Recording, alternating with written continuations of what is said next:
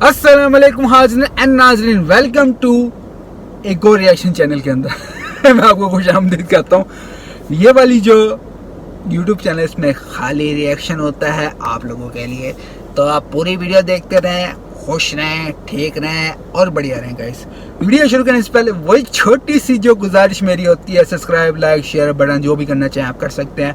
मुझे कोई भी मसला नहीं है, जो करना चाहिए आप यही कर सकते हैं। और एक और छोटी सी गुजारिश कर रहा हूँ, अगर आप लोग करना चाहें तो वो भी जाके कर सकते हैं, आपकी मर्जी में।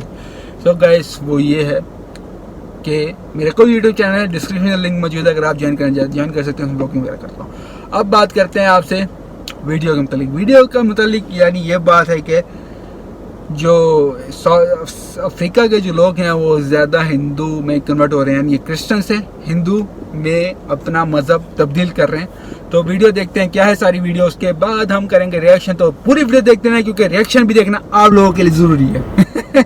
सो गाइस, स्टार्ट करते हैं। 1 2 3 गो। केन्या में रथ यात्रा, कृष्णा आरती, मॉरिशस भगवान शिवा की 5th टॉलेस्ट स्टैचू, घाना में गणेश चतुर्थी, उनकी देवी आरती, युगांडा के हिंदू भक्त, सूडान की ट्रेडिशनल वेडिंग सेरेमनी और वहाँ के यज्ञ। इंडिया से हिंदू सबसे ज्यादा कहाँ पे माइग्रेट होते हैं? Western countries, right? African countries तो नहीं। लेकिन एक prominent international think tank प्यू research centre के डेटा के हिसाब से अकेले अफ्रीका में ही पूरे यूरोपियन कॉन्टिनेंट से 2.5 गुना ज्यादा हिंदूज हैं। अच्छा। क्या ये हिंदूज इंडियन माइग्रेंट्स नहीं बल्कि अफ्रीकन हिंदूज हैं? Top 30 countries with highest Hindu population में भी 4 देश तो सिर्फ अफ्रीका से ही है, जबकि यूरोप से खुद सिर्फ 2 ही देश है, गिब्राल्टार और यूके। ये है घाना, अफ्रीका की कंट्री जिसमें 10 सालों में हिंदूज की आबादी 12,000 से 2.5 लाख हो गई है। अच्छा। क्या अब ज्यादा से ज्यादा अफ्रीकन हिंदूज बनते जा रहे हैं? Well, actually it's not all that surprising, क्योंकि अफ्रीका के कई सारे कल्चरल प्रैक्टिसेस हिंदुइज्म से एक्चुअली काफी मिलते हैं। मुंदरी नाम की एक मेजर अफ्रीकन ट्राइब ऐसी है जो काउस, गाय को प्रोटेक्ट करने के लिए लिटरली AK-47 भी चलाने को तैयार है। फैक्चुअली अच्छा। तो कुछ अफ्रीकन ट्राइब्स काउस को गॉड विद वेट नोज कहते हैं और उन्हें देवलोक यानी कि गॉड्स रेल्म और भूलोक यानी कि अर्थ के बीच का एक स्पिरिचुअल कनेक्शन मानते हैं। प्लस काउ यूरिन, इन कल्चर्स में भी काउ यूरिन के एंटीसेप्टिक यार ये गलत है किया जाता है। सो यार, नहीं है, काफी ज्यादा सिमिलर है हमारे हिंदुइज्म से। यार ये नहीं है चाहिए। ये अफ्रीकन गॉडेस मामी वटा, जिन्हें अफ्रीका के 20 से ज्यादा देश और 50 से ज्यादा कल्चर्स पूजते हैं, वर्शिप करते हैं। एंड क्या आपको ये किसी तरह से सिमिलर नहीं लग रहे हैं? यस, ये बिल्कुल हमारे हिंदू गॉड शिवा की तरह दिखते हैं। फिजिकल अपीयरेंस, गले में नागराज से लेकर उनकी आइडेंटिटी यानी कि मामी वटा एक वाटर एसोसिएटेड डेटी है। वही सबको पता है कि शिवा की जटाओं से गंगा बहती है, ऐसे माना जाता है हिंदुइज्म में। अफ्रीकन डेटी ओगुन को भी देखें तो उनका अपीयरेंस भी मुरुगन स्वामी की तरह काफी ज्यादा सिमिलर है। और इजिप्शियन गॉडेस आइसिस और काली माता के सिर्फ फिजिकल फीचर्स ही नहीं बल्कि कैरेक्टरिस्टिक्स भी काफी ज्यादा सिमिलर है। उनके लिए भी ये डीटी फीमेल पावर और डिस्ट्रक्शन को रिप्रेजेंट करती है। इस सब से यही समझ में आता है कि इंडियन कल्चर और अफ्रीकन कल्चर एक दूसरे से काफी ज्यादा कनेक्टेड है, which makes me think कि ये कनेक्शंस आखिर कितने पीछे तक ट्रेस कर सकते हैं हम लोग। वेल, एक पॉपुलर बिलीफ के अनुसार वास्को ड गामा जो समुद्री रास्ते से इंडिया आने वाला है, पहले यूरोपियन माने जाते हैं।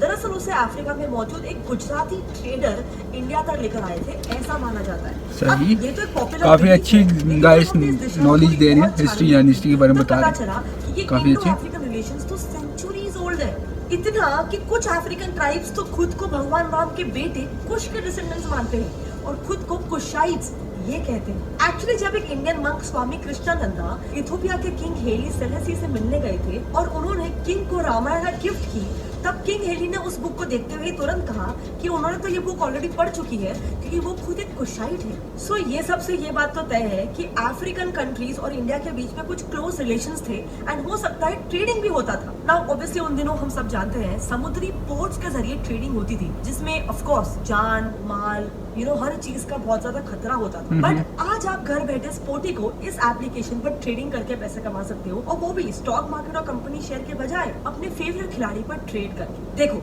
इस पोर्टफोलियो पर ये प्लेयर है जिसकी वैल्यू है 100 रुपीज, तो मार्केट एक्सपेक्ट करता है कि पूरे टूर्नामेंट में ये प्लेयर 100 पॉइंट स्कोर करे। इफ इसका परफॉर्मेंस एक्सपेक्टेशन से अच्छा हुआ, मार्केट इसका प्राइस 100 से 200 रुपीज कर देता है। बट जाहिर है through out the tournament player अच्छा परफॉर्म नहीं करेगा, ऐसे में आप इस प्लेयर को बेचोगे तो आपको 100 रुपीज का प्रॉफिट हो जाएगा। बट अगर प्लेयर खराब खेल रहा हो तो इसकी मार्केट 20 या 30 पॉइंट से माइनस होगा, 50 रुपीज भी हो सकती है। अब अगर आपको लगता है कि इस प्लेयर को अंडर वैल्यू किया गया है तो आप इस प्लेयर को खरीद भी सकते हो और उसके अच्छे परफॉर्म करने पर इसे बेचकर पैसा भी कमा सकते हो। इस ऐप का बेस्ट पार्ट ये है कि इसमें आप 10 रुपीज से स्टार्ट कर सकते हो only. So what are you waiting for? मेरे कूपन कोड play50 यूज करके आपको 100 रुपीज का ज्वाइनिंग बोनस के साथ 50 रुपीज का वेलकम बोनस भी मिलेगा, एब्सोल्युटली फ्री। तो अभी ही डिस्क्रिप्शन में दिए गए लिंक से स्पोर्टिको एप्लीकेशन को डाउनलोड कीजिए। Now coming back to the topic कि कुशाइट्स वाली बात कितनी सच है। तो इथियोपिया में आज जब हम वहाँ के लोकल स्कूल्स में कुश नाम के कैरेक्टर के फादर के रेफरेंसेस पढ़ते हैं तब उनमें राम की जगह हैम लिखा हुआ है। और स्वामी कृष्णानंदा के अनुसार वेस्टर्न सिविलाइजेशंस राम को काफी टाइम तक राम RHAM बोला करते थे, जो बाद में चलकर R हट के हैम बन गया। ऑल्सो हमारे खुद के कई हिंदू रिलीजियस बुक्स में ऐसा मेंशन है कि भगवान राम के दोनों बेटे लव और कुश को आधी दुनिया दी गई थी, जिसमें से अफ्रीकन कॉन्टिनेंट पूरा स्पेसिफिकली कुश के हिस्से में आया था। इन बुक्स में अफ्रीका की टॉल ग्रासेस के कारण उसे कुश द्वीप कहा गया है, क्योंकि ग्रास को संस्कृत में कुश कहते हैं एंड रिजल्टिंगली इस कुश द्वीप में बसने वाले लोगों को कुशाइट्स कहा गया है। बट चलो, अगर आप ये सोच रहे हो कि अब तक हमने जितने भी कनेक्शन डिस्कस किए वो तो माइथोलॉजी है, तो अब चलो हिस्ट्री की भी बात करते हैं। आज से 2500 साल पहले प्रेजेंट डे तांजानिया के एंशिएंट पोर्ट राफ्टा में इंडियन पॉटरी और ग्लास आर्टिफैक्ट्स मिले हैं। और केरला के एंशिएंट पोर्ट मुजिरिस में अफ्रीकन ओरिजिन के आइवरी, गोल्ड और अफ्रीकन वुड से बने आर्टिफैक्ट्स भी मिले। 1st सेंचुरी AD के ग्रीक मैन्युस्क्रिप्ट्स में भी इंडिया और ईस्ट अफ्रीका के रिलेशंस का क्लियर मेंशन है। And Indian ancient text Kamasutra में भी अफ्रीकन इबोनी, स्पाइसेस और ऑस्ट्रिच फेदर्स का मेंशन किया गया है। इसके बाद आते हैं मॉडर्न टाइम्स पर। मॉडर्न टाइम्स में अफ्रीका में हिंदुइज्म का एक बूम शुरू हुआ था कॉलोनियल पीरियड में, जब ब्रिटिशर्स द्वारा इंडियंस को लेबरर्स के तौर पर अफ्रीका के अलग अलग हिस्सों में, जैसे कि मॉरिशस हो गया, साउथ अफ्रीका, युगांडा और घाना, ऐसे एरियाज में ले जाया गया था। और तो आप मानोगे नहीं, मॉरिशस के फादर ऑफ नेशन भी इंडियन ओरिजिन के ही है। ऐसा इसीलिए क्योंकि मॉरिशस वो पहला अफ्रीकन देश था जिसमें 1834 से 1920 के बीच करीब 5 लाख इंडियन लेबरर्स पहुंच गए थे, जिनमें से फिर 2/3 वहीं परमानेंटली सेटल भी हो गए थे। इन सेटलर्स का वहां पर आज इन्फ्लुएंस इतना बड़ा है कि पिछले कुछ दशकों से वहाँ के प्रेसिडेंट्स और PMs भी हिंदू कम्युनिटी से ही बन रहे हैं। देन दूसरा देश है युगांडा, जिसमें अगेन मॉरिशस की तरह, लेकिन उससे हल्का सा कम, करीब 40,000 इंडियंस को एज लेबरर्स ले जाया गया था। लेटर जैसे ही कॉलोनियलिज्म खत्म हुआ, अगेन काफी इंडियंस वहीं रुक गए और इस सेटल्ड इंडियन कम्युनिटी का इवेंचुअली वहाँ डोमिनेंस इतना बढ़ गया कि युगांडा की 90% इकोनॉमी चलने वाली इस कम्युनिटी को डिक्टेटर इदी अमीन ने जब अपने देश से एक्सपेल कर दिया था, ये बहुत ही इनफेमस इवेंट है, तो देखते ही देखते युगांडा की पूरी इकोनॉमी कोलैप्स हो गई थी। जिसे बचाने के लिए, जिससे ओवरकम करने के लिए अभी 1992 में ही युगांडन गवर्नमेंट को मजबूरन उन्हें वापस बुलाना पड़ा। जितने गए थे ऑफ कोर्स वो वापस नहीं आए, पर उसके बावजूद भी आज युगांडा में 30,000 इंडियंस हिंदूज रहते हैं और 30,000 एंड अन्य वेंचर्स की वजह से युगांडा का 65% डोमेस्टिक रेवेन्यू अकेले इस इंडियन कम्युनिटी से ही आता है। तीसरी कंट्री है साउथ अफ्रीका, जिसकी नेटल प्रोविंस में ही 1860 से लेकर 1866 के बीच सिर्फ 6 सालों में करीब 6,000 इंडियन लेबरर्स बसाए गए थे। बट फिर 19th सेंचुरी में उसका एक दूसरा शहर डरबन इंडस्ट्रियलाइजेशन का सेंटर बन गया और इसीलिए वो इंडियंस नेटल से डरबन शिफ्ट हो गए। देन चौथी और सबसे मेजर कंट्री घाना, यहाँ तो लिटरली वहाँ रहने वाले अफ्रीकन हिंदूज का नंबर इमिग्रेटेड इंडियन हिंदूज से भी ज्यादा है।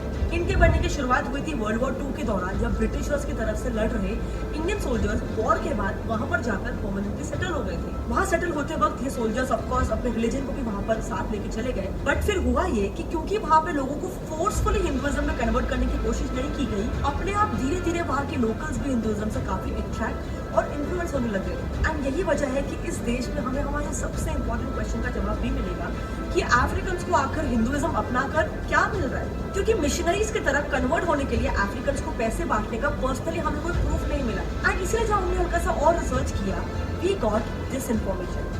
अफ्रीकन हिंदू मोनास्ट्रीज, ये 1975 में बना घाना का पहला हिंदू टेम्पल या फिर मोनास्ट्री है, जिसे स्वामी घनानंद सरस्वती जी ने बनाया था। स्वामी घनानंद जी के पेरेंट्स ओरिजिनली क्रिश्चियंस थे, पर जब स्पिरिचुअलिटी से जुड़े अपने कुछ सवालों को लेकर वो इंडिया आए, तो ऋषिकेश के स्वामी कृष्णानंदा से इंस्पिरेशनल और शिक्षा लेकर वो खुद एक हिंदू स्पिरिचुअल लीडर में कन्वर्ट हो गए। और फिर इन्हीं हिंदू प्रीचिंग्स को अपने होम कंट्री घाना में फैलाने के लिए उन्होंने कैपिटल अक्रा में वहाँ के पहला हिंदू टेम्पल भी स्थापित किया। आज इस टेम्पल का इन्फ्लुएंस बहुत ज्यादा है। इनफैक्ट इसकी एक स्टोरी भी काफी वर्ल्ड वाइड पॉपुलर है, जिसमें ऐसा बताया है कि एक मुस्लिम लोकल जमार बारूदी अपनी मुस्लिम आइडेंटिटी मेंटेन करते हुए भी सिर्फ अपनी मन की शांति के लिए इस मंदिर को विजिट करते हैं।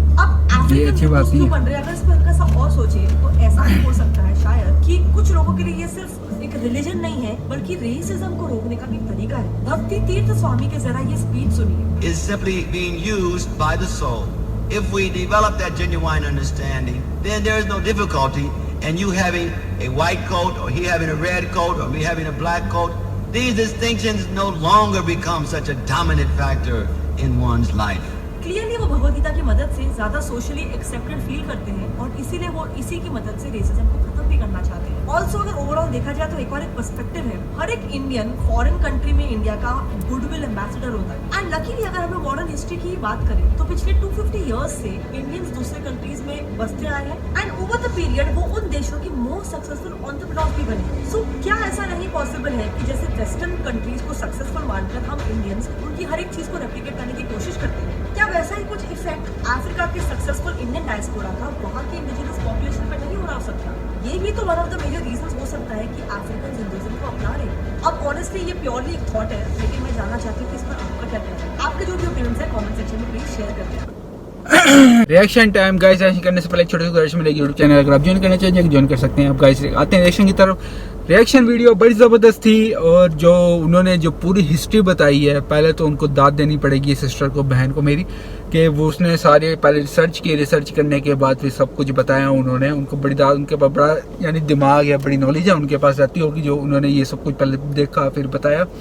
और क्योंकि मैं हिंदुइज्म के बारे में इतना कुछ तो जानता नहीं हूँ, बस ये है कि मैंने सोचा यानी देखी वीडियो निकली थी, मैंने कहा चलें देख लेते हैं वीडियो ये कैसी है, तो रिएक्शन किया मैंने इस वीडियो पे। वीडियो अच्छी थी, काफ़ी इन्फॉर्मेटिव वीडियो थी और बहुत ज़बरदस्त वीडियो थी।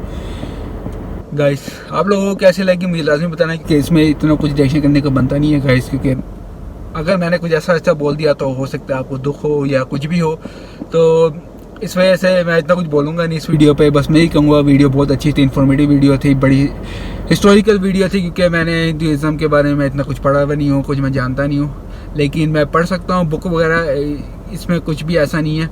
इस्लाम में कहा गया है कि आप दूसरों की बुक पढ़ सकते हैं, रीड कर सकते हैं, तो मैं आपकी जो बुकें हैं वो रीड कर सकता हूँ, क्योंकि बहुत अच्छी, क्योंकि इससे ये होता है कि जिस तरह कुरान पाक है जो हम पढ़ते हैं, क्योंकि बहुत सी ऐसी चीज़ें हैं जो कि सिमिलर हैं, जिस तरह आपकी बाइबल होगी या भगवद गीता वगैरह होगी, उसमें जो कुरान पाक में जो उसमें लिखा हुआ है वो एक तरह से थोड़ी बातें जो हैं वो एक जैसी हैं, तो उस पर हमें अमल करना चाहिए, जो उनसे एक जैसी बातें हैं गाइस।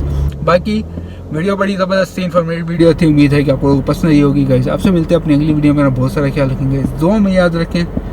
जब तक कल दीजिए हमें इजाज़त, अल्लाह हाफिज़।